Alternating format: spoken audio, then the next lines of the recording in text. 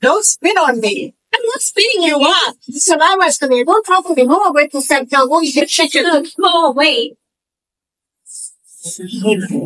Huwag na tayong magpaligoy-ligoy pa. Linawin natin ang nangyari sa Hong Kong. Hindi yung simpleng alitan tungkol sa amoy ng manok.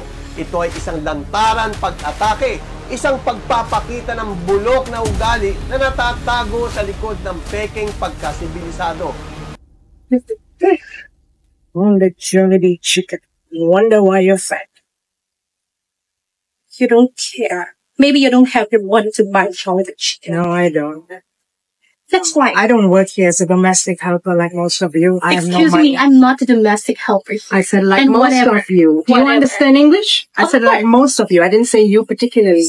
Oh, Sabihin natin totoong naiirita siya sa amoy. Pero ang ibinuga ng bibig niya ay hindi simpleng reklamo. Lason yun. Lason na ang target ay hindi ang pagkain, kundi ang lahi. Nang sandaling binanggit niya ang pagiging domestic helper, tinanggal niya ang lahat ng pagpapakunwari. Ipinakita niya ang tunay niyang kulay. Most of them are here as DH. And at least they're doing a proper job. that's a Yeah. decent job. So why do you need to bring being a domestic helper here? Because she can't understand my question. I said that most people here from the Philippines No. are here. No, as you domestic keep helpers. no. You keep on The thing is, you keep on talking shit about Filipinos. Isang taong mapangmata na ang tingin sa ating kababayan ay mababa dahil lang sa kanyang lahi at trabaho. At ginawa niya ito sa publiko. Ipinahiya niya ang isang tao, hindi para ituwid ang isang pagkakamali, kung hindi para iparamdam ang kanyang kapangyarihan, ang kanyang pag-aakalang mas mataas siya. Yan ay hindi lang sa kawalan ng respeto. Yan ay pagiging arugante. Ang pag-insulto sa Chicken Joy, isa yung sampal sa kultura. Hindi niya naiintindihan na para sa isang OFW, hindi lang yung basta pritong manok. Simbolo yun ng tahanan. Yun ang konting lasa ng Pilipinas sa gitna ng hirap at pangungulila. Ang hamakin yon ay paghamak sa kaunting kaligayahan, pinangahawakan ng atin mga kababayan. Ito po ay maiihalin tulad natin sa kanilang amoy dahil sa kanilang kinakain. Ang mga Indian ay amoy curry.